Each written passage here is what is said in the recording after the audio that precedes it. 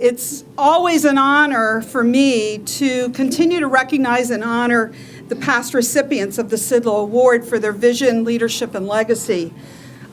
Is there any way we could turn off the music? It doesn't take much to distract me. Thank you. I can attest to that, Joe.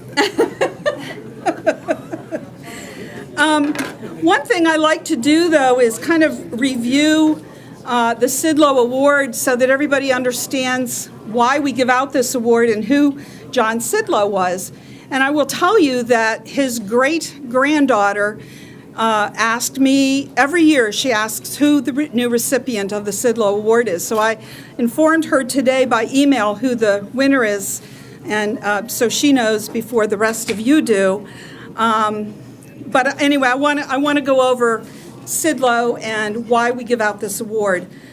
In 2006, the Cambridge Area Chamber of Commerce presented the first John Sidlo Award of Excellence for Vision, Leadership, and Legacy. This award is named for John Sidlo of Cambridge, Ohio, who was the Chamber Board of Directors president in 1940. While president, Mr. Sidlo led with vision, leadership, and legacy. In fact, just 1 year following the end of the Depression, the Cambridge Chamber boasted a membership of some 400 businesses, and that's about what we're at today, the number of businesses we have.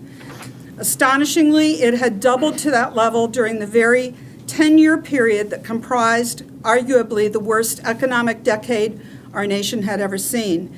Yet with John Sidlo as president, James McFarland as secretary, and a board of directors that included Frank Amos, Charles Sipe, A.W. Wenger, S.C. Carnes, Victor Rose, H.V. Atkinson, and H.D. McClellan, the list of movers and shakers serving on the Chamber's board read like a local who's who of influential and surviving businessmen. While written records of explicit witness appear forever lost to posterity, it is nonetheless obvious that these early visionaries grasped a deceptively simple profundity. It was that as businesses banding together in a common cause, they procured not just for themselves a measure of security and quality of life that none of them otherwise could achieve alone, but also for all others who lived, worked, and raised families within their periphery. For several more years, John Sidlo would continue to play an invaluable leadership role in the Chamber's affairs, culminating in March of 1947, when, because of the guidance of Sidlo, A.P. Hulse? I never get that right, and I always look at Larry to help me. Hulse and Walter Springer, the Cambridge Chamber of Commerce became an incorporated entity. For those readers or those people who enjoy such artifacts of legacy, the original Articles of Incorporation may be found proudly displayed at the Chamber office at 607 Wheeling Avenue. And we would invite you to all come and look at it. It's kind of fun to read. Looks very old. So Martha Sidlo Zodi is the great-granddaughter of John Sidlo and lives in Arizona. So she's the one that we always report to every year. She always wants to know who the winner of the Sidlo is. Now, you have to understand, and you can imagine how difficult it is to keep this a secret in this town. And maybe you've all looked around the room and you're trying to figure out who is that person who's going to get the Sidlo tonight. And maybe you tried to guess who it is, and maybe you're right and maybe you're wrong. And we wish there was a way to make some wonderful big reveal very quickly in a fashion that would kind of explode. But there really isn't a way to do that. Now, I'm going to ask Debbie Robinson to come up and read her nomination for this individual. And unfortunately, you're going to know within about 3 seconds who it is. But that's okay. But I would like you to continue to listen to her, and then we have some additional information that's going to be presented after that. So, Debbie? Well, thank you, Joe. Good evening, everyone. And yes, I'll give it away in 2.2 seconds, not 3. It's my honor and privilege to be here tonight, and I am so thrilled that my nomination was chosen as the recipient. I think you all will be thrilled. Long known for the love of the Western hero, Hopalong Cassidy, this year's Sidlo recipient began the Hopalong Cassidy Festival in 1990 to perpetuate the memory of Cambridge's hometown boy. It took a few years to win over Grace Bradley Boyd and talk her into attending the festival named in the honor of her husband. But Grace saw the sincerity in the recipient's request, and they soon became fast friends and remained so until Grace's death in November of 2010. Many remember the recipient as the face and voice of Two About Town, the one half hour, boy, that would have been long, 1/2 hour noon show but she could have talked the whole time. The 1/2 hour noon show that ran on cable channel 2 for many years. The recipient introduced the community to events and people who made a difference in our community. In my opinion, the recipient has made a difference in our community. The recipient still chairs and effectively leads the now 24-year-old Hopalong Cassidy Festival, bringing visitors from across the United States and Germany to Cambridge, Ohio, to help us celebrate an important piece of our history. This recipient is truly worthy of the Sidlo Award for the recipient's vision, leadership, and legacy. Hopalong Cassidy may have been a Western hero, but this recipient is our hero. And I think we might know who it goes to. Laura Bates.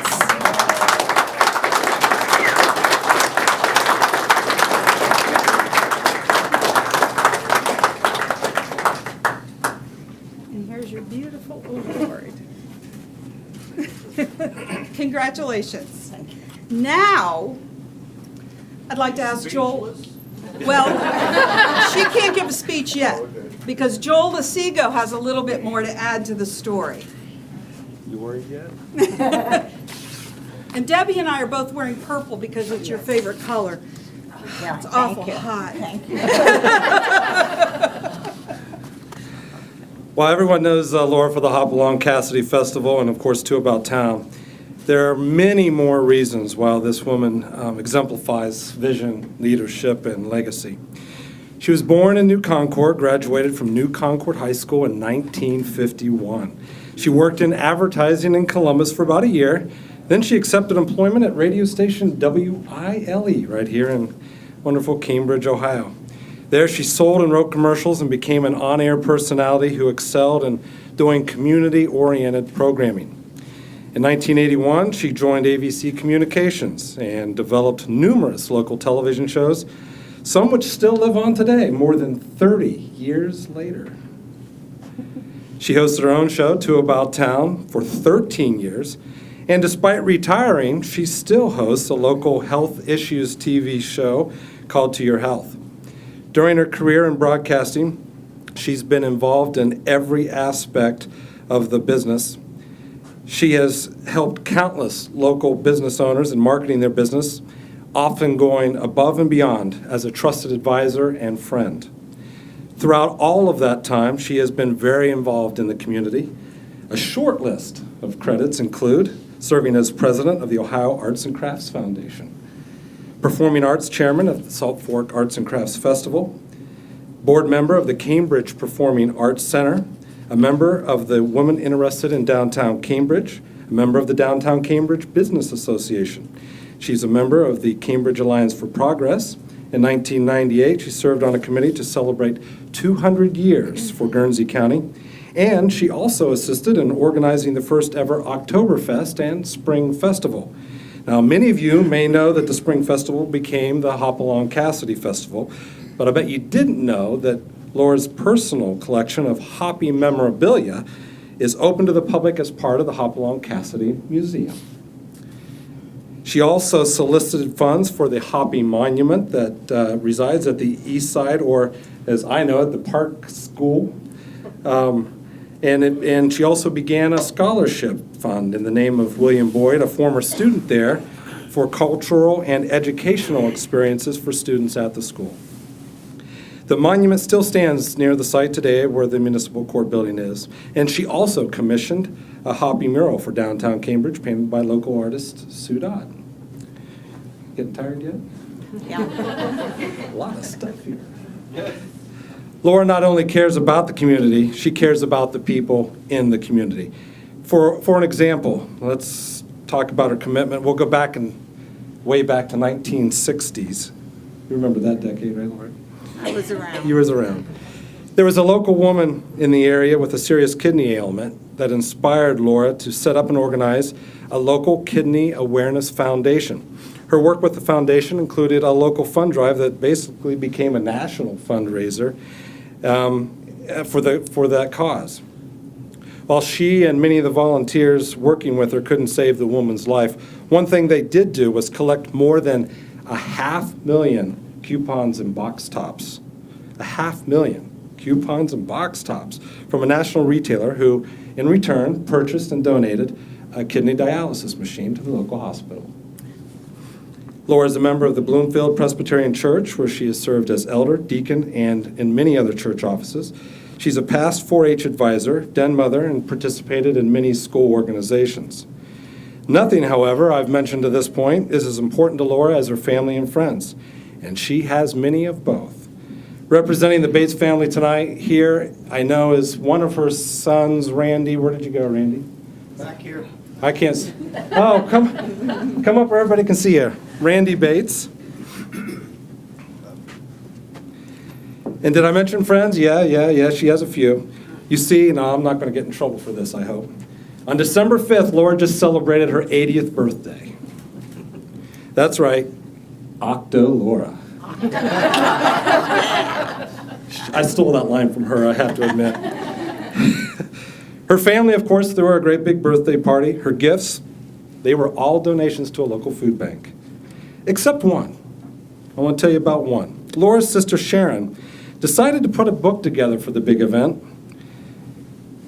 In it, a personal message from 80 family and friends. 80 individual family and friends. Each one sharing a moment in time, a reflection, or a story on how one woman made a difference in their lives. No one exemplifies vision, leadership, and surely unimaginable legacy than Laura Bates.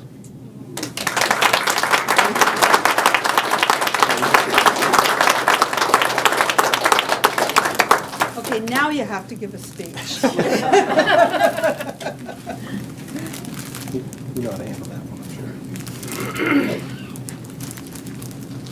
First of all, I'd like to say thank you to the Chamber for the honor. And I feel I'm among some very distinguished people. You are. And at times, I think we've worked on projects together. I do want to correct one thing Joel said. When we collected 600,000 Betty Crocker coupons, and we offered the dialysis machine to Guernsey Memorial Hospital, and at that time they didn't have people to operate it. And so Dr. Jarvis at Riverside Methodist Hospital took the donation. And one of the reasons that I did that, one of my 4-H members was waiting for a kidney transplant, and she died. And so then the other girl was Janet Nichols from around this area. You probably all remember her. And so Jim Ian and I were the two that got together and started the Kidney Dialysis, or Kidney Awareness Society. But I am humbled by the honors that have been given me. Everything I think that I've ever done, I did because I believed in what I was doing, and I never expected to be recognized for it, but it is good to be recognized. And I have a very supportive family.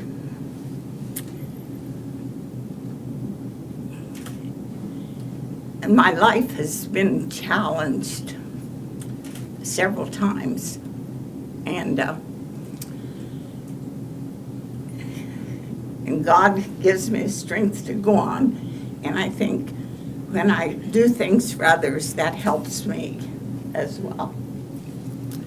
And so I do thank you so very much, and I'll cherish the gift. Thank you.